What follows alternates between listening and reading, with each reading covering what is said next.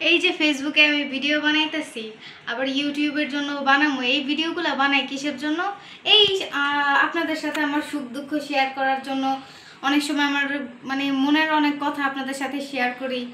তারপরে হচ্ছে আমার ভালো লাগে, আমি টাইম পাস করি, এই জন্য আমি ভিডিওগুলো বানাই। মানে ভিডিও বানাই বলে যে কারি টাকা আমার পাওয়া লাগবে অথবা টাকার জন্য পাগলামি করবো এরকম না। আর মান সম্মান বলতে একটা জিনিস আছে, মান সম্মান মানুষের থাকা লাগে। একবার মান সম্মান যদি জায়গা, ওটা আর ফিরা পাওয়া যায় না, টাকা দিয়েও পাওয়া যাইব না। এই যে আমরা জান্নাত তোহারে দেখতেছি, এখন তো অনেক টাকা, অনেক কোটি কোটি টাকার হয়তো বা মালিক হয়ে গেছে, কিন্তু ওরা যা কইরা ভাইরাল হইছে, অকুল ভবিষ্যতে ওদের বাচ্চা কাচ্চারাও জানবো যে আমার বাপ মা টাকার জন্য কেমনে ভাইরাল হইছে। আপনাদের সাথে আজকে আমি এই কথাগুলো বলতেছি কারণ বর্তমানে একটা ভাইরাল টপিক আবার সারা দেশে মানে ছড়াই গেছে গা।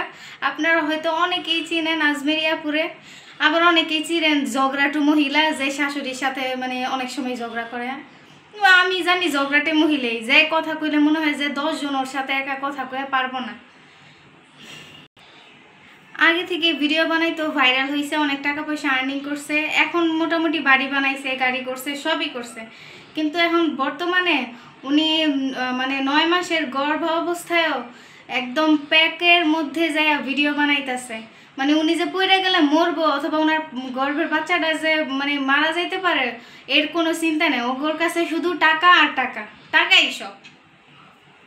ধরলাম এটা একদম স্বাভাবিক অবস্থা, এটা স্বাভাবিকভাবেই নিলাম যে থাক ভিডিও বানাইছে, হয়তো বা বুঝতে পারে না ভিডিও বানাই ফেলছে, দেখাইতেছে যে ওনাদের বাড়ির উঠানটা অনেক কাদাময়, এইটা ধরলাম।